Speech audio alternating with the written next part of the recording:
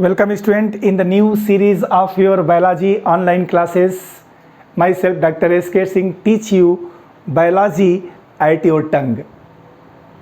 Biology का एक एक शब्द आपकी जुबां पर रट जाए ये मैंने कोशिश की है, क्योंकि सपना डॉक्टर बनने का है with more than 700 marks in NEET exam and more than 350 marks in biology. और ये बहुत आसान है, कठिन नहीं है। If you focus, if you concentrate on your NCERT study and do practice with me only for 9 days, 350 marks surely you will gate.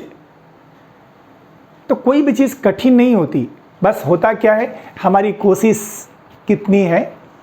और कुछ दिनों बाद आपके एग्ज़ाम आने वाले हैं, इसी एग्ज़ाम के लिए आपको पूरी तैयारी करके चलनी है।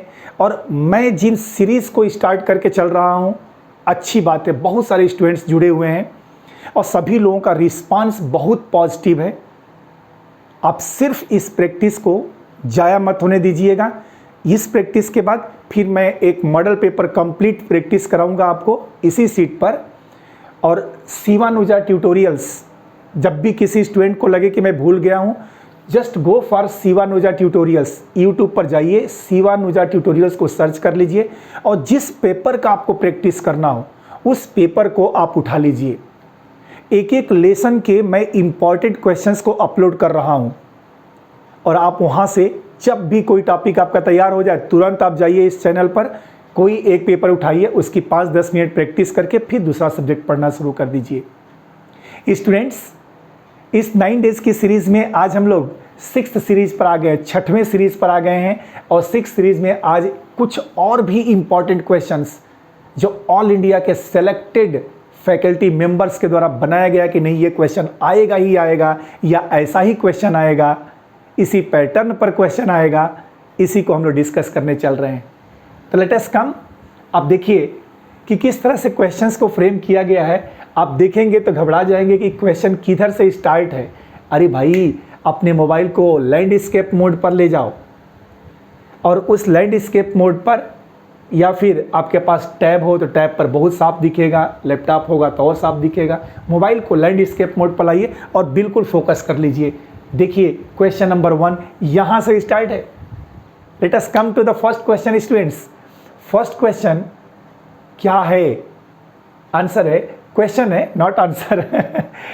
Select the incorrect matching. हर जगह करेक्ट मैचिंग के बारे में कह रहा है, यहां कह रहा है कि सेलेक्ट द इनकरेक्ट मैचिंग। कुछ ऑप्शंस दिए गए हैं और इस ऑप्शन में से आपको इनकरेक्ट, गलत जो है उसको सेलेक्ट करना है। क्वेश्चन क्या है? वाटर का परसेंटेज, मीन्स अब ये तो क्वेश्चन बायोमॉलिक्यूल से लग रहा है, कोई बात नहीं, कहीं से भी हो लगाइए। वाटर का अमाउंट 70 to 90%, प्रोटीन का अमाउंट 10 to 15%, कार्बोहाइड्रेट का अमाउंट 2%, न्यूक्लिक एसिड का अमाउंट 5 to 7%। स्टूडेंट, इसमें क्या गलत कॉम्बिनेशन है? आप देखिए NCERT की एक चटली लाइन है ये, और उसी में दिया गया सब कुछ है, आपको बस प्रैक्टिस कर लेनी है कुछ दिनों के लिए। वाटर का अमाउंट 70 to 90%, 100% सही है, ये मैच बिल्कुल सही है। हमारे बॉडी में वाटर का अमाउंट कितना होता है? 70 to 90%। प्रोटीन का अमाउंट 10 to 15%। प्रोटीन 10। एक ट्रिक्स मैंने आपको क्लास में बताई है, उसके अकॉर्डिंग चलिएगा। Protein 10 to 15%। कार्बोहाइड्रेट, और हमने इसका ट्रिक्स बताया था कि आप अल्फ़ाबेट में जाएंगे तो ABC, सी से कार्बोहाइड्रेट शुरू हो रहा है ना, इसका मतलब 1 2 3 कितना होगा? ये 3% होगा, जबकि यहाँ ऑप्शन में क्या दिया गया है? 2%। तो इनकरेक्ट मैच कौन सा हुआ? कार्बोहाइड्रेट हुआ। अब देखिए, एक क्वेश्चन को सॉल्व करने में आपको 4 क्वेश्चन की प्रैक्टिस हो रही है। कभी सोचिएगा इस बात को कि वाटर का अमाउंट बॉडी में 70 to 90% सही है, प्रोटीन का अमाउंट 10 to 15% ये भी सही है, कार्बोहाइड्रेट CHO, अब 3 चीज़ें देखिए, कार्बन, हाइड्रोजन, ऑक्सीजन से मिलकर के बना है, तो 3 का मतलब 3% होगा ना। या ABC, अल्फ़ाबेट में आइए तो C थर्ड में आता है तो 3% होगा ना। ये ट्रिक्स है याद करने की, कोई लॉजिक नहीं है, याद करने की ट्रिक्स है। न्यूक्लिक एसिड्स ये 5 to 7% होता है, 10 नहीं 7% होता है। तो पहला क्वेश्चन आप लोगों ने सॉल्व कर लिया। जितने लोगों के आंसर्स आए बहुत अच्छी बात, आप ऐसे ही आंसर को टाइप करते जाइए, पेन पेपर पर लिखते जाइए। जब भी इस क्वेश्चन की प्रैक्टिस करनी हो आप तुरंत इस वीडियो को ऑन करिए इस शिवानुजा पर जा करके और इसको फिर से प्रैक्टिस कर लीजिए, देख लीजिए 2 बार 3 बार। ये क्वेश्चंस जरूर से जरूर या इसी पैटर्न के क्वेश्चंस आएंगे ही आएंगे। Second question students, the percent of oxygen in human body, human के शरीर में मतलब आपके शरीर में ऑक्सीजन का परसेंटेज कितना होता है।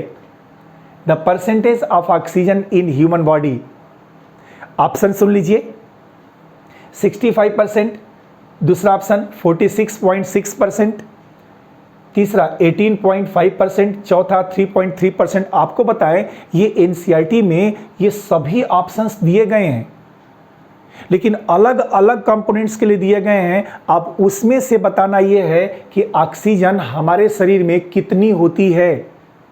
तो आंसर इसका क्या होगा, जल्दी से कर लीजिए।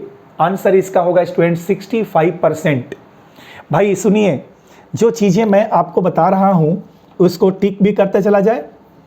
क्वेश्चन नंबर 1 के लिए सेलेक्ट द इनकरेक्ट मैचिंग, गलत मैचिंग क्या थी, तो कार्बोहाइड्रेट की मैचिंग थी। तो सही आंसर इसका क्या होना चाहिए था, 2% नहीं 3% होना चाहिए था। The percentage of oxygen in human body, human body के शरीर में ऑक्सीजन का परसेंटेज कितना होता है, आंसर है 65% होता है। दैट मीन्स फर्स्ट ऑप्शन सही है। अब आइए थर्ड क्वेश्चन की तरफ चलते हैं।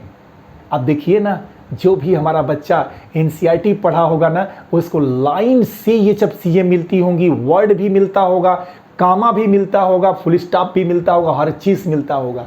और यही तो नीट है, एग्जैक्टली एनसीईआरटी से बायो के क्वेश्चन आने वाले हैं। आप करते रहिए मेरे साथ practice. Question number 3, starch forms helical dash structures that can hold फिर dash molecules and gives blue colour. Question कह रहा है कि स्टार्च एक बायोमॉलिक्यूल है और यह बायोमॉलिक्यूल क्या करता है भाई, तो एक हेलिकल कॉन्फ़िगरेशन को रखा हुआ है। हेलिकल है, स्ट्रेट नहीं है।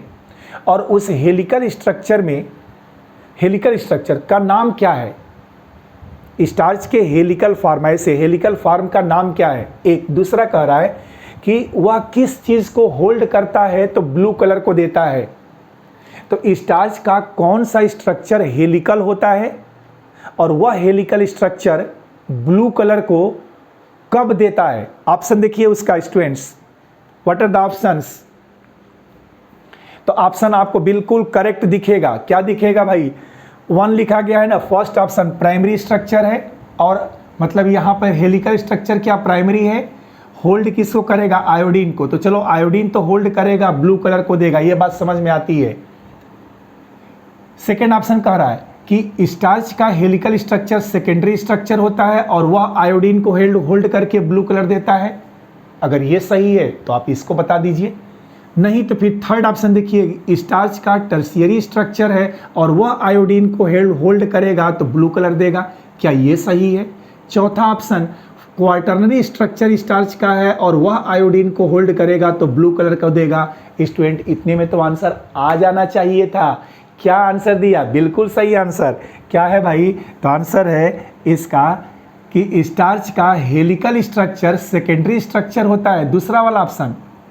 और वह जब आयोडीन को होल्ड करता है तो ब्लू कलर के प्रेसिपिटेट को देता है। तो स्टार्च का कौन सा स्ट्रक्चर ब्लू कलर को देगा, सेकेंडरी स्ट्रक्चर देगा।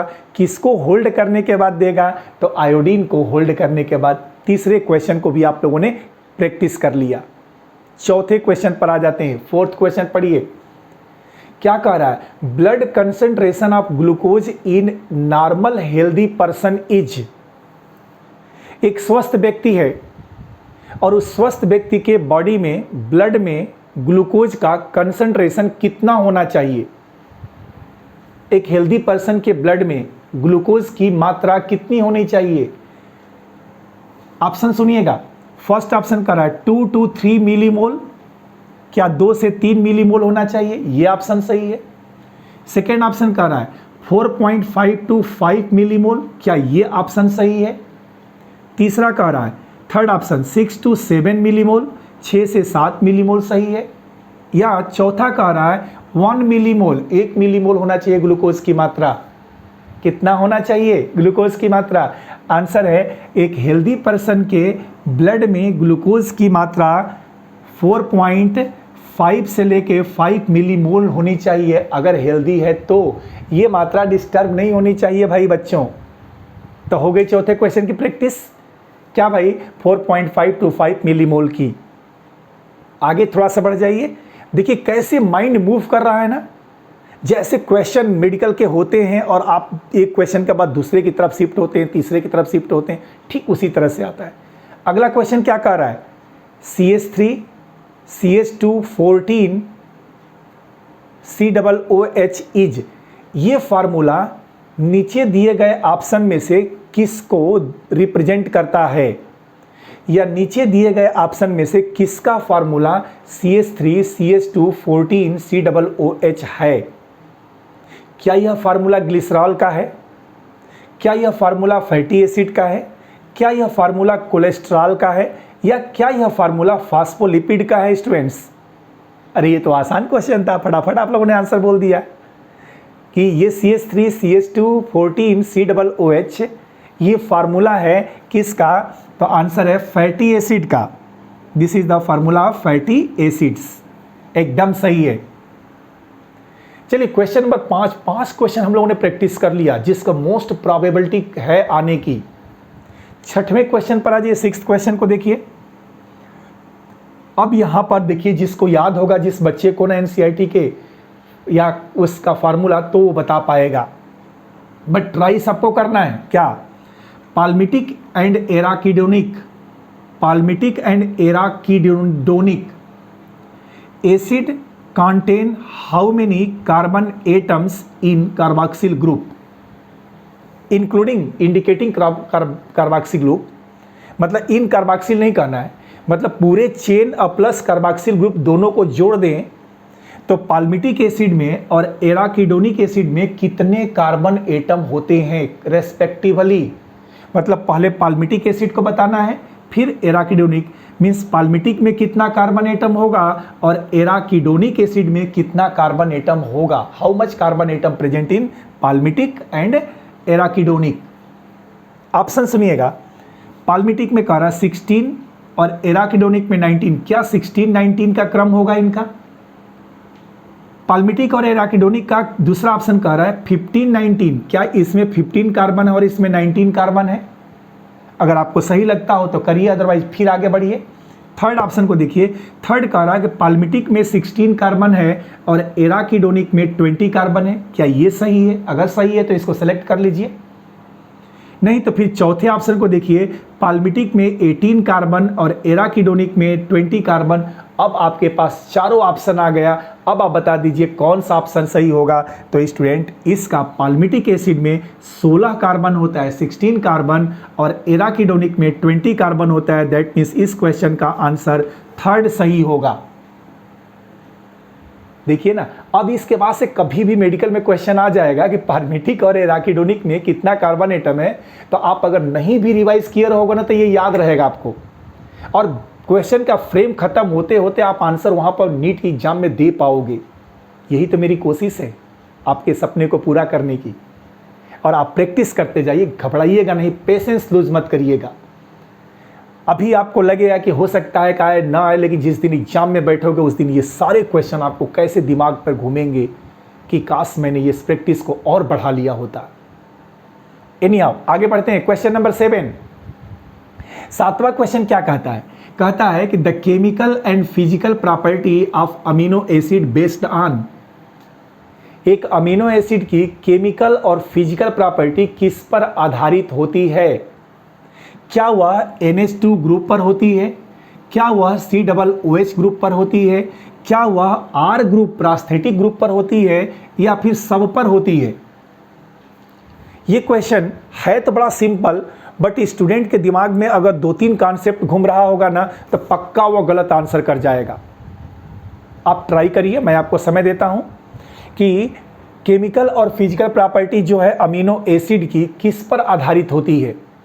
क्या वह अमीनो ग्रुप पर होती है, क्या वह कार्बोक्सिलिक ग्रुप पर होती है, क्या वह आर ग्रुप पर होती है, प्रोस्थेटिक ग्रुप पर, या सब पर होती है? तो आंसर है कि किसी भी अमीनो एसिड की property amino group, carboxylic group और आर ग्रुप तीनों पर डिपेंड करती है। इसका मतलब all of the above answer सही है। कभी कभी आर पर लोगों को कंफ्यूजन होता है, अरे भाई आर जो होता है ना प्रोस्थेटिक ग्रुप, ये टाइप्स ऑफ अमीनो एसिड के लिए होता है, मोस्ट वेरिएबल ग्रुप होता है, केवल फिजिकल केमिकल प्रॉपर्टी डिसाइड नहीं करता है। बट अमीनो एसिड का वेरिएबल ग्रुप जो जानते हैं हम लोग, 20 प्रकार का अमीनो एसिड होता है, 20 टाइप्स का। ये 20 टाइप्स के अमीनो एसिड के बनने के पीछे कारण क्या है? तो आंसर है इसके बनने के पीछे बस उसका प्रोस्थेटिक ग्रुप आर है। तो the amino acids are 20 types on which basis? On the basis of their variable group R, most variable group. आई बात समझ में? क्वेश्चन नंबर 7 के बाद से क्वेश्चन नंबर 8 को आप देखिए, क्या कह रहा है कि which of the following secondary metabolites are used as drugs? अरे भाई प्राइमरी मेटाबोलाइट और सेकेंडरी मेटाबोलाइट्स को तो आपने पढ़ा ही होगा। अब आप बताइए कि कौन सा सेकेंडरी मेटाबोलाइट ड्रग्स के रूप में यूज होता है? स्टूडेंट्स, क्या ड्रग्स के रूप में यूज होने वाला सेकेंडरी मेटाबोलाइट, मेरे ऑप्शन को देखिए, फर्स्ट ऑप्शन एबरीन और रिसीन होता है। क्या सेकेंडरी मेटाबोलाइट जो ड्रग के रूप में यूज होता है वो विनब्लास्टिन और कुर्कुमिन होता है? या ड्रग के रूप में यूज होने वाला सेकेंडरी मेटाबोलाइट एंथोसाइनिन होता है? या फिर वो मोनोटर्पेंस होते हैं? तो आंसर है कि एबरीन रिसीन तो टॉक्सिन से हो ही नहीं सकता, एंथोसाइनिन पिगमेंट है, ये टर्पेंस है। तो इसका मतलब ड्रग्स के रूप में कौन यूज होता होगा? आंसर है ड्रग्स के रूप में ये सेकेंड ऑप्शन सही है, विनब्लास्टिन एंड कुर्कुमिन। ये है जो कि ड्रग के रूप में यूज होता है। देखिए कितना लॉजिकल क्वेश्चन है ना, एनसीईआरटी बेस्ड। और जो लोग एक बार का एग्जाम दिए होंगे पिछले बार नीट का, उनको पता होगा कि एग्जैक्ट यही पैटर्न तो था क्वेश्चन के सॉल्व करने का। हाँ, उसमें हर अलग अलग लेसन का दिया था और हम लोग छोटे छोटे टुकड़ों में इसकी प्रैक्टिस कर रहे हैं। एंड लास्ट क्वेश्चन इसमें दिया गया आज के इस सीरीज का, जो इस पर टाइप्ड है क्वेश्चन, उसका लास्ट क्वेश्चन अभी खत्म नहीं होगा। मैं इसके बाद और रैपिड फायर राउंड पर आऊंगा, जिसमें कि ऑप्शन से पहले आपको आंसर देना होगा। फाइंड सेकेंडरी मेटाबोलाइट, इसमें कुछ ऑप्शंस दिए गए हैं और आपको बताना है कि सेकेंडरी मेटाबोलाइट कौन सा है। पहला ऑप्शन सुक्रोज, क्या ये सेकेंडरी मेटाबोलाइट है? सेकेंड लैक्टोज, क्या ये सेकेंडरी मेटाबोलाइट है? Lemon grass oil, lemon grass oil, क्या ये सेकेंडरी मेटाबोलाइट है? या फिर ग्लाइसिन, एक optically inert inactive amino acid होता है, वह सेकेंडरी मेटाबोलाइट है? बिल्कुल सही, बिल्कुल आंसर सही दिया आपने। क्या भाई? तो इसका आंसर है lemon grass oil. Lemon grass oil ये सेकेंडरी मेटाबोलाइट होता है। एक्चुअल में प्राइमरी और सेकेंडरी मेटाबोलाइट में सबसे बड़ा डिफरेंस क्या होता है? तो प्राइमरी मेटाबोलाइट्स वे होते हैं जिनका फंक्शन नोन फंक्शन होता है, ज्ञात होता है। सेकेंडरी मेटाबोलाइट्स वे होते हैं जो प्लांट्स में पाए जाते हैं और जनरली मैक्सिमम उसमें प्रेजेंट तो होते हैं, लेकिन उनका फंक्शन बहुत ज़्यादा नोन नहीं होता। तो ये चीज़ें प्राइमरी और सेकेंडरी मेटाबोलाइट्स हैं, बट दे आर मेटाबोलाइट्स, वो हैं ही मेटाबॉलिक सब्सटेंसेज। तो इस तरह से आपने क्वेश्चंस को देखा और क्वेश्चंस बहुत लॉजिकली आपने इसको प्रैक्टिस में भी लाया।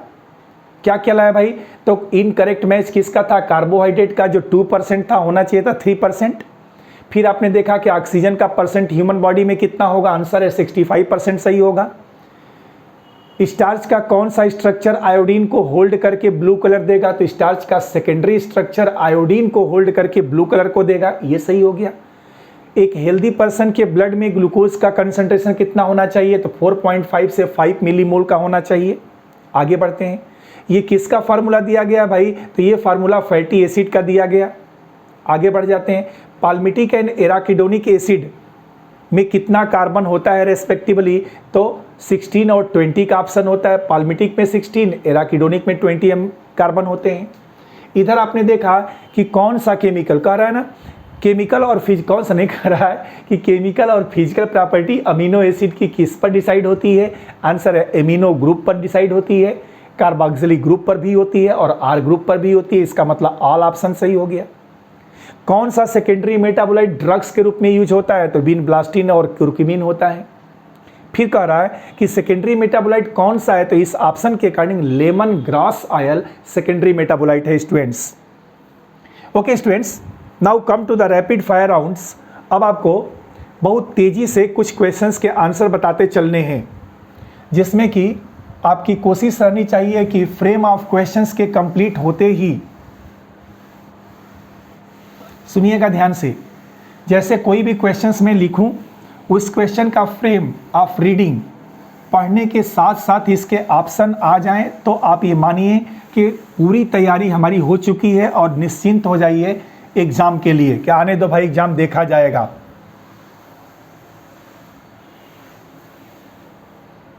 क्लियर है?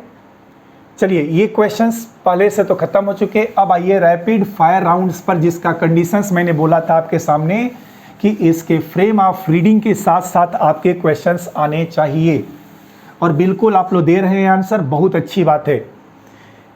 चलिए भाई, फर्स्ट क्वेश्चन पर हम लोग चलते हैं। इसमें क्या भाई, सुनिएगा, इसका फर्स्ट क्वेश्चन कह रहा है at each step of the ascent in, question है at each step of ascent, ASCENT, मतलब नीचे से ऊपर जाना है, ascending, ascent in BDNA double helical structure, in BDNA double helical structure, double helical structure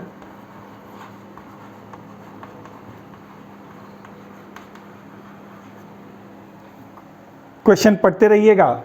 double helical structure, the strand turns, strand turn होगा कैसे भाई, द स्ट्रैंड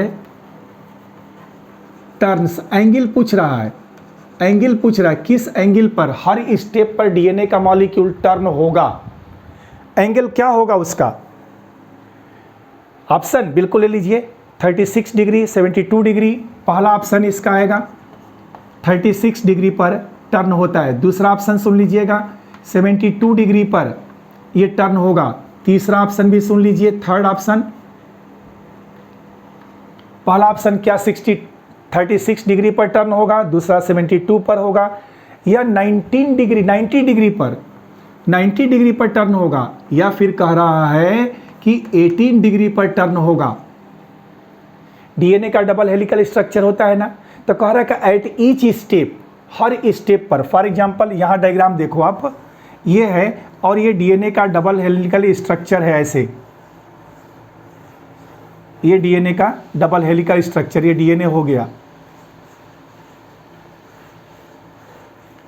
इस DNA को देखो, अब कह रहा है कि ईच स्टेप पर, जैसे यहाँ से यहाँ तक एक टर्न होगा, है ना, 1 पिच, तो एक टर्न पर ये किस डिग्री पर मुड़ता है। अरे बिल्कुल सही, क्या है आंसर भाई, 36 डिग्री पर, बिल्कुल correct answer, correct answer. 36 degree पर एक BDNA मॉलिक्यूल जिसके एक टर्न में 10 बेस पेयर होता है, वह हर स्टेप पर 36 डिग्री सेल्सियस 36 डिग्री पर टर्न हो जाता है। देखिए कितना बढ़िया क्वेश्चन था ना, अगर आपको याद रहता तो ये क्वेश्चन के फ्रेम के साथ ही आंसर इसका आ जाता। ओके भाई, क्वेश्चन नंबर 2 सुनिएगा, रैपिड फायर राउंड का सेकंड क्वेश्चन। सेकंड क्वेश्चन क्या कह रहा है, सेकंड क्वेश्चन कह रहा है कि लिविंग स्टेट इज, अरे ये भी बिल्कुल NCERT से रिलेटेड है। लिविंग स्टेट क्या है, आप सोचिए ना, कितना बढ़िया प्रैक्टिस आप लोगों की हुई होगी, जो कि फटाफट आंसर को दे रहे हैं आप लोग। पहला सुनिएगा, पहला ऑप्शन है non equilibrium,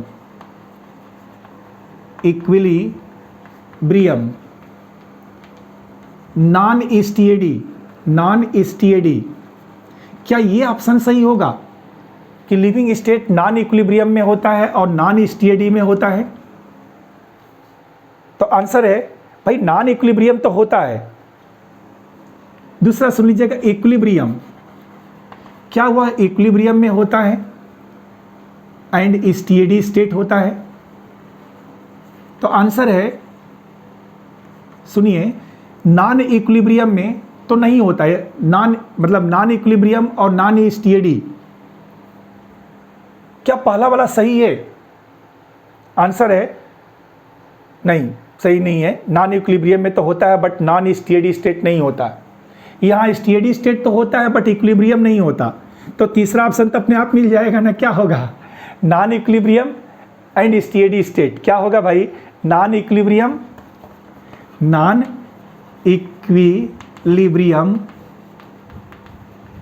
and steady state. क्या ये सही है? अरे बिल्कुल सही है, यही तो सही है। फिर चौथा ऑप्शन पढ़ने की क्या जरूरत कि लिविंग स्टेट हमेशा कैसा होगा? नॉन इक्विलिब्रियम, क्योंकि हमारी एनसीईआरटी लिखती है कि any system at equilibrium do not function. कोई भी सिस्टम इक्विलिब्रियम में पहुंचने पर फंक्शन नहीं करेगा। लेकिन हम तो बोल रहे हैं, तो हम लिविंग है ना, इसका मतलब है कि हम इक्विलिब्रियम में नहीं हैं। हम कैसे? नॉन इक्विलिब्रियम में हैं। और कैसा स्टेट हमारे बॉडी का? स्टेडी स्टेट है। तो ये क्वेश्चन का आंसर भी निकल गया आपको। ओके, रैपिड फायर राउंड में क्वेश्चन नंबर 3 पर आ जाते हैं हम लोग स्टूडेंट। देखिए कितना बढ़िया लग रहा है ना प्रैक्टिस।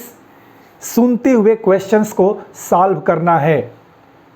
थोड़ा बड़ा क्वेश्चन है बट मैं चाहूँगा कि आप इसको जरूर करें। Fill in the blanks in the below statements. Fill in the blanks. ये बहुत बढ़िया क्वेश्चन सेट किया गया है। Fill in the blanks in given statements. Given statement में से आपको ब्लैंक जहाँ जहाँ दिया गया है ना, वहाँ वहाँ फिल करना है। पहला सुनिएगा, फर्स्ट वाले में, फर्स्ट वाला दिया गया है, a multi step chemical reaction which reach of when each of the step is catalyzed by in multi step. सुनिए भाई क्या कह रहा है? Multi step chemical reaction CR का मतलब केमिकल रिएक्शन इन विच जिसमें कि each step is catalysed by. ये एनसीईआरटी पढ़ करके आपको पूरा समझ में आएगा। कैटेलाइज्ड बाई, जिसमें कि हर स्टेप कैटेलाइज होता है एंजाइम कॉम्प्लेक्स से। किससे? एंजाइम। सेंटेंस सुनिएगा, enzyme called dash dash dash dash pathway. क्या उसको बोलते हैं? तो देखिए, एक मल्टी स्टेप का रिएक्शन है। सेंटेंस क्या कह रहा है? मल्टी स्टेप का रिएक्शन है, मतलब कई स्टेप में रिएक्शन कंप्लीट होता है और हर स्टेप सेम एंजाइम से या डिफरेंट एंजाइम से कैटेलाइज हो रहा है। तो बताइए उस मल्टी स्टेप रिएक्शन का नाम क्या होगा? पहले वाले में हो गई बात। अब आइए सेकेंड स्टेप सुनिएगा। सेकेंड क्या कह रहा है? सेकेंड स्टेप में नाम सुनते जाइएगा और टाइप करते जाइएगा। सेकेंड स्टेप कर रहा है, in our skeletal muscles under anaerobic condition, in our skeletal muscles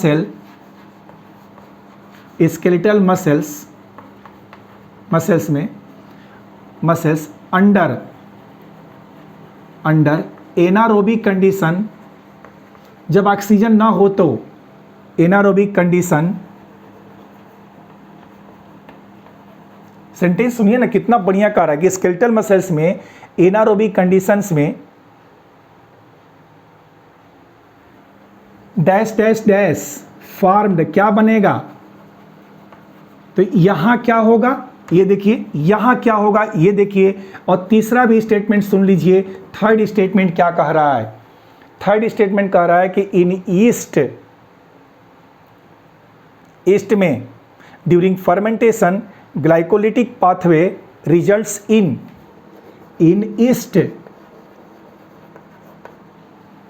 east में ग्लाइकोलिटिक पाथवे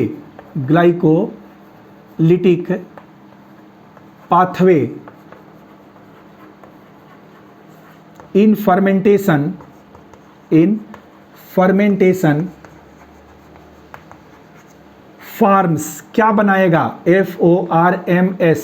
भाई ये तो बिल्कुल आप ये कह ही नहीं सकते कि एनसीईआरटी की लाइन नहीं है। 3 लाइन दिया गया है, फर्स्ट दिया गया ये, सेकंड दिया गया ये, थर्ड दिया गया। अब आप बता दीजिए कि पहले वाले में ए में क्या होगा, बी में क्या होगा, सी में क्या होगा। और ऐसा क्वेश्चन तो 100% श्योर है ना आने के लिए मेडिकल में, और इसको तो आपको तैयार करना पड़ेगा ना भाई। क्या कह रहा है सुनिएगा, कह रहा है कि इन मल्टी स्टेप रिएक्शन, अगर कोई रिएक्शन मल्टी स्टेप में है, स्टेटमेंट सुनिए क्या कह रहा है कि कोई रिएक्शन अगर मल्टी स्टेप में चल रहा है और उसका हर स्टेप किसी न किसी एंजाइम से रेगुलेट कर रहा है, तो आप बताइए, हम क्यों बताएं, आप बताइए कि उस मल्टी स्टेप रिएक्शन का नाम क्या होगा। फिर कह रहा है कि एनारोबिक कंडीशन में स्केलेटल मसल्स में क्या जमा होता है, और फिर कह रहा है कि ईस्ट के फर्मेंटेशन से क्या बनता है। जल्दी जल्दी जल्दी जल्दी जल्दी, तो सुनिए इसका आंसर क्या होगा, मैं बोल देता हूं। देखिए जब कभी भी मल्टी स्टेप रिएक्शन होगा ना, तो उसको हम लोग क्या बोलेंगे, मेटाबॉलिक पाथवे। मेटाबॉलिक पाथवे, पहले वाले का हो गया आंसर, पहले वाले का, फर्स्ट का मतलब ए का। तो बी का सुनिए, स्केलेटल मसल्स में फैटिग डेवलप होता है लैक्टिक एसिड के कारण, आंसर क्या होना है सही, लैक्टिक एसिड। और थर्ड, ईस्ट में फर्मेंटेशन के द्वारा क्या बनता है, इथेनॉल। हो गया आंसर ना। ए का मतलब मेटाबॉलिक पाथवे, बी का मतलब लैक्टिक एसिड, सी का मतलब ethanol. This is the correct answer. बहुत लोगों ने सही दे दिया था पहले ही, थैंक यू भाई, सभी लोगों को पहले से आ रहा था इस क्वेश्चन का आंसर।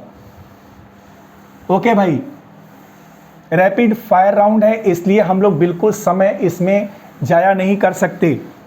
मैक्सिमम ऐसे क्वेश्चंस को हम डिस्कस करने वाले हैं जो क्वेश्चन या तो अपने डायरेक्ट फॉर्म में या मॉडिफाइड होकर के सेम फॉर्मेट में आपके सामने आएगा मेडिकल एग्जाम में।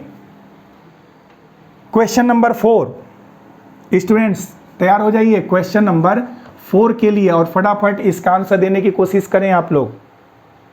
कह रहा है कि there could be many more altered structure state, there could be many more inverted काम में कह रहा है कि अल्टर्ड बदला हुआ, क्या बदला हुआ, तो कह रहा है कि अल्टर्ड स्ट्रक्चरल स्टेट।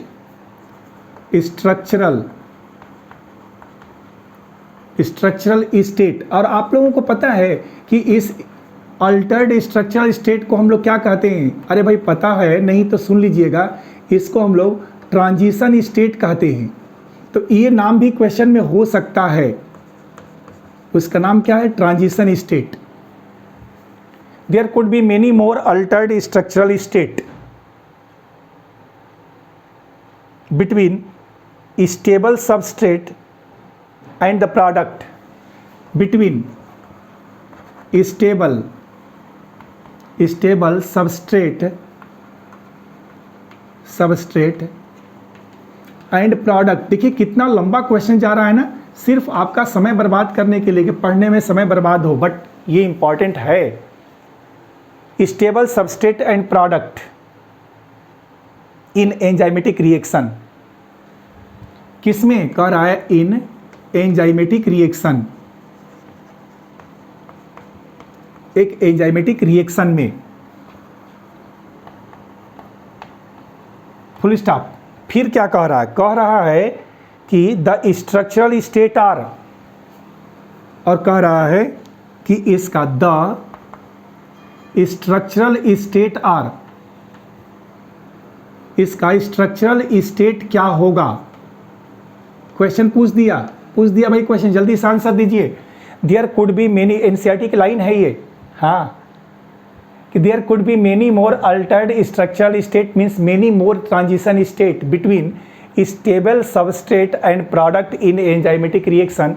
तो कह रहा है कि द स्ट्रक्चरल स्टेट आर, वह स्ट्रक्चरल स्टेट क्या है जिसमें कि कई ट्रांजिशन स्टेट आ रहे हैं। ऑप्शन चलो भाई ऑप्शन बता देते हैं तुम लोगों को। लो पहला सुनो, पहला ऑप्शन है स्टेबल स्टेट, दूसरा सुनिएगा अनस्टेबल, वह अनस्टेबल स्टेट है। तीसरा ऑप्शन सुनिए थर्ड। अब थर्ड ऑप्शन को सुन करके मेटा स्टेबल, कौन सा स्टेप है? Meta stable, Meta stable. और चौथा ऑप्शन है लो स्टेबल, लो स्टेबल। बताइए जल्दी से आंसर कौन सा होगा? अरे मेनी मोर, कई अल्टर्ड स्टेट आ गए, इसका मतलब है कि यह स्टेट हमेशा अनस्टेबल होगा ना। अगर वह, ध्यान दीजिए, स्टेबल होगा तो फिर तो उसमें चेंज ही नहीं होगा। और कह रहा है कि कई स्टेट चेंज हो रहे हैं, इसका मतलब कि वह स्टेट हमेशा अनस्टेबल होगा, तभी ना परिवर्तन उसमें होगा। The answer is unstable. Okay students, question number 5 पर आ जाइए। नेक्स्ट क्वेश्चन पर आते हैं अब हम लोग। जो ये क्वेश्चंस मिले हुए हैं ना, कितना बढ़िया क्वेश्चन है, इसको सिर्फ आप देखिए। विच of the following graph show the relationship, which of the following graph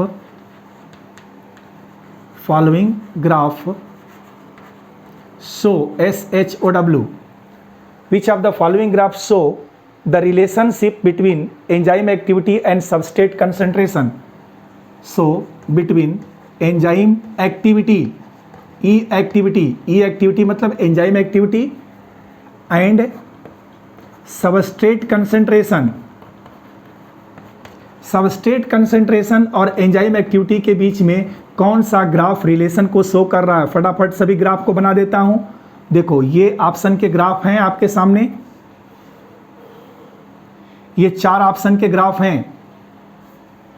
first option, second option, third option और फोर्थ ऑप्शन के आपको बताना है कि कौन सा ग्राफ रिप्रेजेंट करेगा। भाई ग्राफ क्या है? पहला कह रहा है कि ऐसा ग्राफ है, क्या ये रिलेशन को शो करता है? नहीं। तो दूसरा कह रहा है कि ऐसा ग्राफ है, क्या ये रिलेशन को शो कर रहा है? नहीं। तीसरा कह रहा है कि डायगोनल है, ये कर रहा है। या चौथा कह रहा है कि ये है। भाई सुनिए ना क्या कह रहा है, जरा ध्यान से देखो। कह रहा है कि एंजाइम एक्टिविटी और सबस्ट्रेट कंसंट्रेशन के बीच का ये चारों में से कौन सा ग्राफ होगा? तो आंसर है ये सही होगा भाई, चौथा। ऐसा ग्राफ याद कर जाइएगा। देखिए ध्यान से, ये सबस्ट्रेट का कंसंट्रेशन, ये सबस्ट्रेट और ये एंजाइम, ये एक्टिविटी कुछ हिस्से तक तो बढ़ेगी। कब तक बढ़ेगी? तो आंसर याद रखिएगा, जब तक एंजाइम के सभी एक्टिव साइट सबस्ट्रेट से सेचुरेट ना हो जाए तब तक तो ये रिएक्शन बढ़ेगा। और जैसे ही एंजाइम पूरी तरह से सेचुरेट हो जाएगा तो सबस्ट्रेट चाहे जितना बढ़ा लीजिएगा, रेट ऑफ रिएक्शन कांस्टेंट हो जाएगा। ये है इसका कॉन्सेप्ट। क्लियर है? देख लीजिए ग्राफ को कि कैसे हमें इसके बारे में आपको समझाना था स्टूडेंट्स।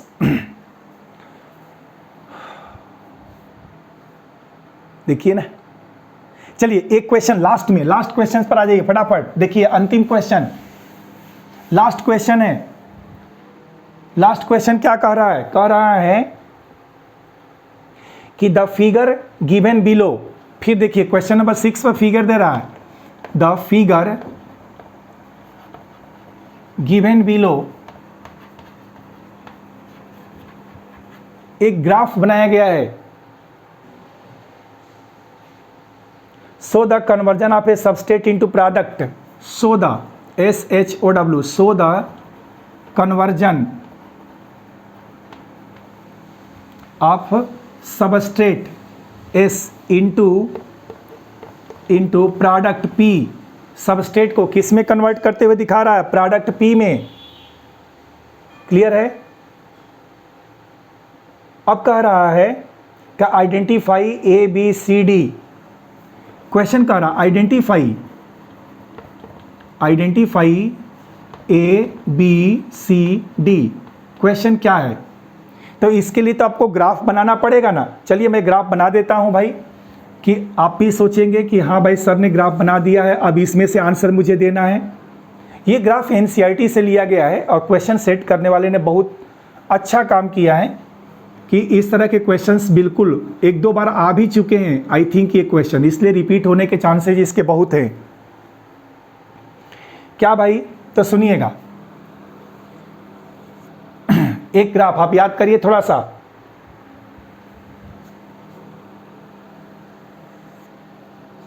एक और ग्राफ सुनिए, इससे नीचे की तरफ से चल रहा है, थोड़ा सा नीचे आएगा, इससे ज़्यादा नहीं, थोड़ा सा नीचे आएगा। और ये भी नीचे का मतलब इतना रहेगा और ये भी आकर के यहीं पर मिल जाएगा। मतलब यहाँ पर सबस्ट्रेट है और यहाँ पर क्या बन जाएगा? प्रोडक्ट। क्लियर है भाई? अब आपको पहचानना क्या है, तो सुनिए, इस एक्सिस को पहचानना है कि ये एक्सिस क्या है। ये एक्सिस ए के बारे में कह रहा है, दिस इज ए, इसकी पहचान करिए। दूसरा कह रहा है कि बी की पहचान करिए। बी का मतलब आपको देखिए यहां पर बताना है, ये वाला बी, इसको पहचानना है कि ये बी क्या है, इसको पहचानिए बी क्या है। नाम दीजिए बी का, जल्दी से लिखते चलिए नाम आप लोग।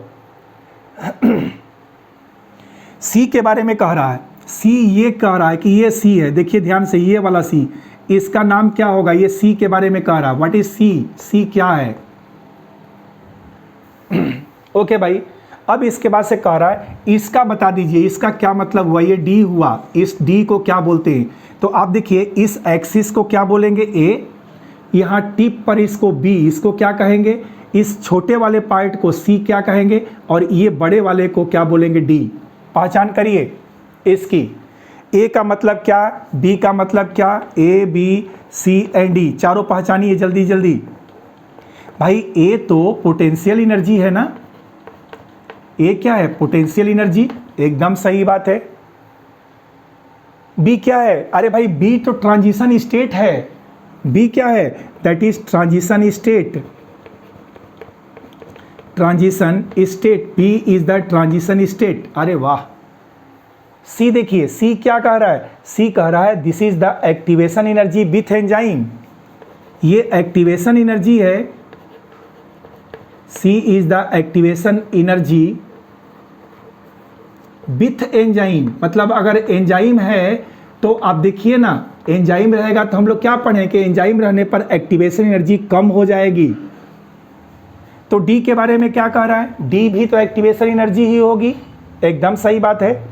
लेकिन डी में ज़्यादा एनर्जी लग रही है, इसका मतलब इसमें एंजाइम नहीं है। तो डी क्या होगा? एक्टिवेशन एनर्जी विथ नहीं, बल्कि क्या हो जाएगा? Without enzyme.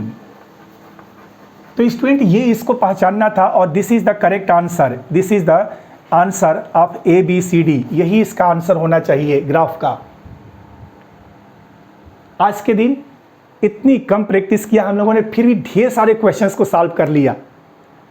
स्टूडेंट्स कल फिर मिलेंगे शाम को 7 बजे YouTube पर और 9 दिन तक लगातार हम आपसे लाइव मिलते रहेंगे। अपनी कोशिश, एक कोशिश, सपना डॉक्टर बनने का पूरा करना ही करना है, किसी भी कीमत पर पूरा करना है और मोस्ट प्रोबेबल क्वेश्चंस को सॉल्व करना ही करना है। एक बार हो जाए, दिन में जब भी आपके पास समय हो, go on YouTube, search Shivanuja tutorials, select one topic and solve it. मेरे साथ साथ आवाज़ सुनते रहिए मेरे क्वेश्चंस की और इसको सॉल्व करते रहिए। देखिए 9 दिन के अंदर पूरी बायोलॉजी कैसे हम लोग तैयार कर लेते हैं with most probable questions, most important questions. तो स्टूडेंट्स मिलते हैं नेक्स्ट क्लास में। भाई sir doctor S K. Singh, teach you biology at your tongue from Shivanuja tutorials. कल शाम को 7 बजे YouTube पर लाइव आपसे मिलेंगे। Good night.